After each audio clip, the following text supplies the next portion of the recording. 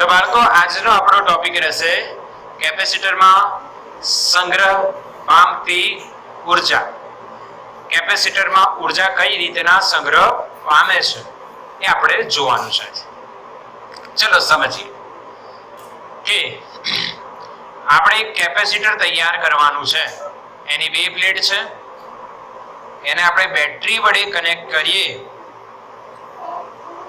તો એ બેટરી એને ઉર્જા આપે, ઉર્જા મેળવે, વિદ્યુતભાર મેળવે અને એ ચાર્જ થાય. માની લો આ પ્લેટનો વિદ્યુતભાર પ્લસ ક્યુ છે, આ પ્લેટનો માઇનસ ક્યુ છે. ફાઇનલ સ્થિતિ છે, ફાઇનલ સિચ્યુએશન. અંતર ડી છે, ક્ષેત્રફળ a છે, સમાંતર પ્લેટ કેપેસિટર. તો તમે એમ કહી શકો કે અહીંયા કેપેસિટરમાં કંઈક ઉર્જા સંગ્રહ પામતી હશે કે ભાઈ વિદ્યુત ભાર છે એમાં ઉર્જા હોય જ્યારે આપણે એને ક્ષેત્રની વિરુદ્ધ લઈ જઈએ છીએ. તો અહીંયા કેપેસિટર પર વિદ્યુતભાર સંગ્રહ પામે છે તો એમાં ઉર્જા હશે. તો ચલિએ સમજીએ કઈ રીતના એ ઉર્જા ગણાય અને કઈ રીતના એનું સૂત્ર મેળવાય. હવે આટલો વિદ્યુતભાર પ્રસ્થાપિત કરવા માટે આપણે કાર્ય કરવું પડશે. એક પ્લેટ પર ક્યુ, બીજી પર માઇનસ ક્યુ. તો આટલો વિદ્યુતભાર પ્રસ્થાપિત કરવા માટે આપણે શું કરવું પડશે? કાર્ય. અને એ કાર્ય જે થશે એમાં ઉર્જા સ્વરૂપે શું કરશે? સંગ્રહ પામશે. તો જેવું જ આપણે બેટરી કનેક્ટ કરીએ તેવું જ આના પર વિદ્યુતભાર સંગ્રહ પામવાનું સ્ટાર્ટ થઈ જાય. પરંતુ એક સાથે જ ક્યુ વિદ્યુતભાર આવી ગયું એવું ન થાય. જેમ કે આપણી ઊંચાઈ વધી, નાના હતા વધતા એક સાથે થોડી વધી છે, રોજ ક્ષણે ક્ષણે થોડીક વધતી ગઈ હશે. એટલે આ દુનિયામાં નેચરલી જે કામ થાય બેટા એ ધીરે ધીરે થાય છે. તો નેચરલી આમાં વિદ્યુતભાર સંગ્રહ પામવાનું સ્ટાર્ટ થયું તો ધીરે ધીરે સંગ્રહ પામતો. એ સંગ્રહ કરવા માટે આ બેટરી દ્વારા કાર્ય થયું અને એ કાર્ય જ કેપેસિટરમાં ઉર્જા સ્વરૂપે સંગ્રહ પામે છે. ઓકે, હવે સમજવું કઈ રીતના? તો એક મધ્યવર્તી કન્ડિશન વિચારીએ. મધ્યવર્તી કન્ડિશન એટલે શું? કે ધારો કે કોઈ એક સમયે આના પર સ્મોલ ક્યુ વિદ્યુતભાર છે અને આના પર માઇનસ સ્મોલ ક્યુ વિદ્યુતભાર છે. આ કોઈ મધ્યવર્તી એટલે વચગાળાની કન્ડિશન આપણે વિચારીએ. ઓકે, આ કે ના વચગાળાની કન્ડિશન આપણે વિચારીએ છીએ બાળકો.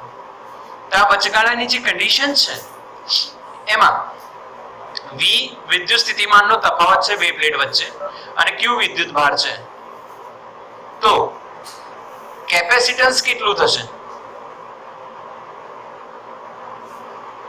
C બરાબર Q બાય V થશે. C બરાબર શું થશે? Q બાય V થશે. તો Q બરાબર શું થશે? CV થશે. V બરાબર શું થશે? Q બાય C થશે. જો V લખવું હોય તો તમે શું લખી શકો? Q by C. હવે સમજો મારી વાત. આપણે ઋણ પ્લેટ પરથી ધન પ્લેટ પર સૂક્ષ્મ વિદ્યુતભાર પ્લસ dq લઈ જઈએ. વિદ્યુત ક્ષેત્ર કઈ બાજુ છે? પ્લસ થી માઇનસ. તો એની વિરુદ્ધમાં લઈ ગયા તો આપણે કાર્ય કરવું પડશે. ઓકે, તો આ પ્લેટને હું નામ આપું 1 અને આ પ્લેટને હું નામ આપું 2. તો સમજો dq વિદ્યુતભારને 2 પ્લેટ પરથી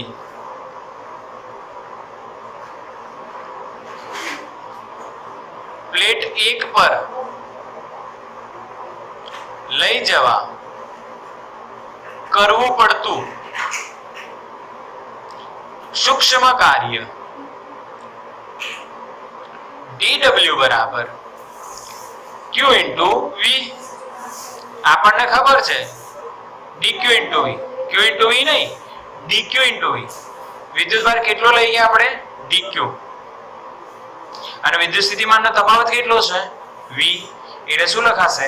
dq into v શું લખાશે બાળકો dq into v ખબર છે ને કાર્યનું સૂત્ર આપણે સ્ટાર્ટિંગમાં જ ભણ્યા છે q into વિદ્યુત સ્થિતિમાનનો તફાવત અહીંયા જે વિદ્યુતભારની ગતિ થાય છે dq છે અને વિદ્યુત સ્થિતિમાનનો તફાવત કેટલો લઈએ v ઓકે હવે v ની વેલ્યુ મૂકી દો v ની વેલ્યુ કેટલી છે ભાઈ આ સમયે જે સમયે વિદ્યુતભાર કેટલો છે q અને -q તો v ની વેલ્યુ અહીંયા લખો છું q/c * dq આ સૂક્ષ્મ કાર્ય થઈ હવે સમજો આ dq વિદ્યુતભાર આમ લાયા આટલું કાર્ય કરવું પડ્યું હવે ધીરે ધીરે ધીરે ધીરે dq લાવતા આપણે કુલ વિદ્યુતભાર કેપિટલ Q જમા કરવો છે કેટલો જમા કરવો છે કેપિટલ Q તો Q જેટલો કુલ વિદ્યુતભાર જમા કરવા માટે અથવા સંગ્રહ કરવા માટે કરવું પડતું કુલ કાર્ય શું થાય તો W બરાબર ઇન્ટિગ્રેશન dW W બરાબર ઇન્ટિગ્રેશન dW 0 થી કેટલો ભાઈ 0 થી Q વિદ્યુતભાર જમા કરવો છે પહેલા કેટલો હતો બેટરી ના લગાવો તો 0 બેટરી લગાવો તો ચાર્જ થવાનું સ્ટાર્ટ થાય ધીરે ધીરે ધીરે ધીરે અને કુલ વિદ્યુતભાર કેટલો જમા થાય કેપિટલ Q અચ્છા dW ની વેલ્યુ મૂકી દઈશું q/c * dq ઓકે હવે આનું ઇન્ટિગ્રેશન કરીશું તો 1/c કોમન આવશે અને આપણને ખબર છે q * dq તો q નું શું થાય q²/2c લિમિટ લેવાય 0 to q બસ તો સંકલન આવડી ગયું તમને અને કામ થઈ ગયું પૂરું હવે થશે w ની વેલ્યુ જો બેટા w ની વેલ્યુ કેટલી થશે જો q સ્મોલ q ની જગ્યાએ મૂકીશું તો 0 મૂકવાની જરૂર નથી 0 જવાબ આવશે તો કેપિટલ Q મૂકો અચ્છા સોરી આને આપણે c ને બહાર લઈ લીધો તો c ને શું લઈ લીધો તો બહાર એટલે અહીંયા c આવે નહીં હવે કેપિટલ Q મૂકીશું તો કેપિટલ Q નો સ્ક્વેર અપોન 2c થઈ જશે -0 મૂકવાની જરૂર નથી તો આ જ કાર્ય કેપેસિટરમાં સંગ્રહ પામે ઊર્જા સ્વરૂપે જેને આપણે લખીશું UE q²/2c સમજ્યા એકદમ સિમ્પલ કન્સેપ્ટ છે આપણે કેટલો વિદ્યુતભાર જમા કરવો છે કેપિટલ Q પર એક ઝાટકે નહીં થાય ધીરે ધીરે ધીરે ધીરે થશે એના માટે આપણે એક વચગાળાની સ્થિતિ વિચારી એમાં પ્લસ સ્મોલ q વિદ્યુતભાર અને માઈનસ સ્મોલ q વિદ્યુતભાર આ પ્લેટો પર જમા થયા તે સમયે વિદ્યુત સ્થિતિમાનનો તફાવત કેટલો થાય તો માની લો કેપેસિટન્સ C છે તો વિદ્યુત સ્થિતિમાનનો તફાવત હશે q/c વાર હવે આ વચગાળાની સ્થિતિમાં ઋણ પ્લેટ એટલે કે બે પ્લેટ પરથી પ્લેટ નંબર 2 પરથી dq વિદ્યુતભારને પ્લેટ નંબર 1 પર લાવવું છે હવે તમે જો તો ક્ષેત્ર આમ દિશામાં છે ભાઈ અને આ પ્લસ વિદ્યુતભાર છે એટલે એના પર બળ આમ લાગશે હવે આ પ્લસ dq વિદ્યુતભારને આના પર લાવવા માટે આ બેટરી કાર્ય કરવું પડશે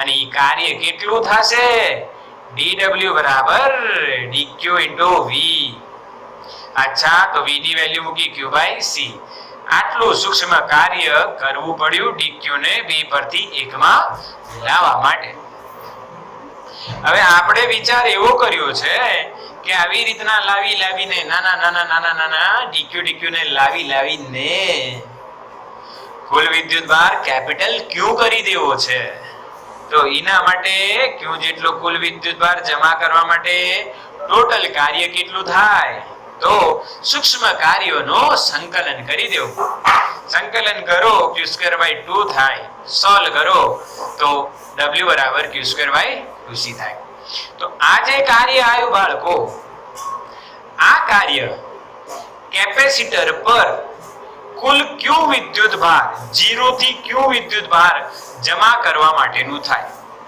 તો જ્યારે આ બેટરી દ્વારા આ કેપેસિટર સી કેપેસિટન્સ વાળા કેપેસિટર પર કેપિટલ ક્યુ વિદ્યુત ભાર જમા થાય તો એ બેટરી કેટલું કાર્ય કર્યું હશે? q²/2c. અને એ જ કાર્ય ઈ કેપેસિટરમાં સ્થિતિ ઊર્જા તમે કહી શકો છો, બટ કેપેસિટરની ઊર્જા આપણે એને કહીશું. u e પ્રમાણે સંગ્રહ પામી જાય. એ જ સૂત્ર અહીંયા લખાશે q²/2c. બોલો આવડ્યો? ઓકે, સમજ્યા? હા, બિલકુલ ઈઝી. હવે આના બીજા બે સ્વરૂપ થાય બાળકો. પહેલું સ્વરૂપ શું છે એ સમજો. ભાઈ q ની જગ્યાએ હું cv મૂકી દઉં. q ની જગ્યાએ હું cv મૂકી દઉં. q ની જગ્યાએ હું cv મૂકી દઉં તો જો શું થશે? ue બરાબર c²v²/2c. cc કટ તો ue બરાબર હાફ cv². સમજ પડી? q ની જગ્યાએ cv મૂક્યું તેનું બીજું એક સ્વરૂપ આવ્યું. આપણને દેખાયું કયું? q²/2c. અને મળ્યું બીજું સ્વરૂપ કયું? Half cv². ઓકે, હવે બીજો એક વિચાર એવો આવે બાળકો કે q ની વેલ્યુ તમે મૂકી તો c ની વેલ્યુ કેટલી હોય? તો c ની વેલ્યુ મૂકી જો એકવાર. c ની વેલ્યુ મૂકો q/v. એ મૂકશો બાળકો તો ue બરાબર ઉપર છે q², નીચે છે 2, c ની વેલ્યુ q/v. ઓકે બાળકો? અરે બાળકો, આ q કટ થઈ ગયો, છેદનો છેદ અંશમાં જતો રહેશે એટલે હાફ qv આવશે. આ બીજું એક સમીકરણ મળ્યું. સમજાયું? એકદમ સિમ્પલ કન્સેપ્ટ છે.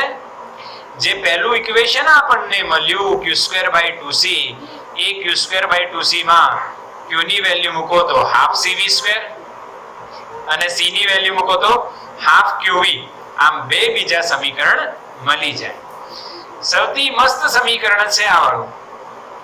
Half mv² half cv² q²/2c. આ બી યાદ રાખો. આ રેર કેસમાં યુઝ થાય પર આવડવા જોઈએ. કોઈ એક આવડે તો બી ચાલી જાય, બીજા બે બનાવતા આવડે. Okay, done. તો બાળકો સ્ક્રીનશોટ લઈ લો.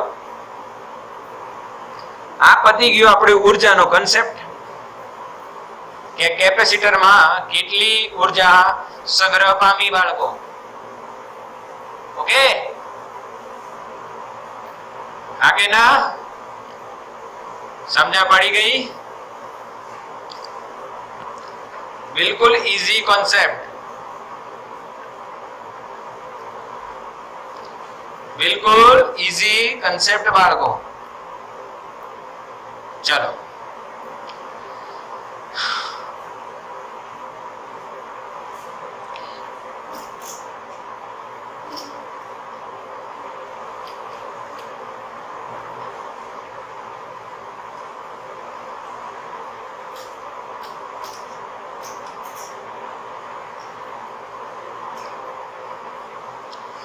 હવે બાળકો શું થાય એ જો. નેક્સ્ટમાં આપણે શું વિચાર કરી શકીએ આના વિશે? શું વિચાર કરી શકીએ આના વિશે એ જો. ધ્યાન આપજો, શું વિચાર કરી શકાય. તો હવે કેપેસિટરમાં ઊર્જા કેટલી સંગ્રહ પામી એ આપણે શોધી કાઢ્યું. હાફ cv² ઓર q²/2c. આટલી ઊર્જા એમાં સંગ્રહ પામે છે. બટ હવે જી નીટ માટે આગળ વધીએ એના પહેલા એવું જોઈએ કે આ જે ઊર્જા સંગ્રહ પામે છે એ ક્યાં પામે છે. તો આવો સમજો. એક સમાંતર પ્લેટ કેપેસિટર આપણે લઈએ.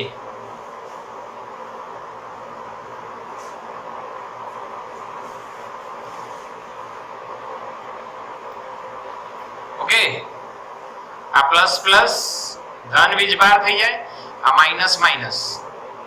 હવે તમે જુઓ તો અહીંયા એક લંબઘન કે સમઘન તૈયાર થઈ જાય. બે પ્લેટો વચ્ચેનું અંતર કેટલું d અને એક પ્લેટનું ક્ષેત્રફળ કેટલું a. તો અહીંયા જે કદ હોય કેપેસિટર ની બે પ્લેટો વચ્ચે ઘેરાતું ક્ષેત્રફળ નહીં, કદ. વોલ્યુમ v બરાબર ક્ષેત્રફળ ગુણ્યા અંતર. આ તો ખબર જ હશે ને, એ ક્ષેત્રફળ વાળી જે એક પ્લેટ છે એને તમે આમાં સતત ગોઠવતા જાઓ d અંતર સુધી, તો કદ કેટલું આવરે? a * d. કદ એટલે શું? ક્ષેત્રફળ ગુણ્યા d. ઓકે, આ તો આપણને ખબર જ છે. જો જાણવું હોય તો બતાવી દો. અહીંયા જો એકદમ ઈઝી કન્સેપ્ટ.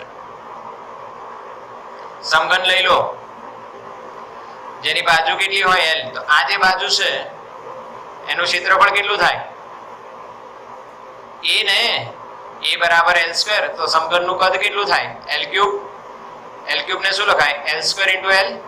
ભાઈ l² એટલે તો શું? ક્ષેત્રફળ. અને આ લંબાઈ કેટલી થાય બેટા? l. તો શું થયું? ક્ષેત્રફળ ગુણ્યા લંબાઈ. એવું અહીં છે. આ પ્લેટનું ક્ષેત્ર, બંને પ્લેટનું ક્ષેત્રફળ a છે અને લંબાઈ કેટલી છે? d. તો અહીંયા વચ્ચે ઘેરાતું કદ કેટલું થશે? a * d. આ છે કન્સેપ્ટ. ઓકે બાળકો, તો હવે શું કરીશું? અહીંયા જોઈશું. તો આ જે ઉર્જા છે એ અહીંયા જે વિદ્યુત ક્ષેત્ર હોય એ વિદ્યુત ક્ષેત્રમાં સંગ્રહ પામતી હોય છે. આ જે ઉર્જા કેપેસિટરની અંદર q²/2c છે, હાફ cv² છે, એ અંદર જે બે પ્લેટો વચ્ચે વિદ્યુત ક્ષેત્ર હોય એમાં સંગ્રહ પામે છે. પરંતુ આ ઉર્જા દરેક બિંદુએ સમાન હોય કે ન પણ હોય. એટલે જ્યારે આવી અસમાનતાની વાત આવે ત્યારે આપણે ઉર્જા ઘનતા વ્યાખ્યાયિત કરીએ છીએ, જેને UE કહેવાય. શું વ્યાખ્યાયિત કરીએ છીએ? ઉર્જા ઘનતા. બેટા ઉર્જા ઘનતા એટલે શું? તો ઉર્જા ઘનતા એટલે ઉર્જાના છેદમાં કદ. એનો અર્થ શું થયો? કે આ જે કદ છે કેપેસિટરની બે પ્લેટ વચ્ચે તમને આ જે કદ દેખાશે એ કદમાં એકમ કદ દીઠ કેટલી ઉર્જા સંગ્રહ પામી છે એને ઉર્જા ઘનતા કહેવાય. સમજો પડી? એકમ કદ દીઠ સંગ્રહ પામતી ઉર્જાને ઉર્જા ઘનતા કહેવાય. તો કેપેસિટરનું કેપેસિટન્સ c છે, તો તમે UE ની જગ્યાએ હાફ cv² લખી શકો છો. હવે v એટલે કદ છે બેટા, અને કેપેસિટરની બે પ્લેટો વચ્ચે ઘેરાતું કદ કેટલું થયું?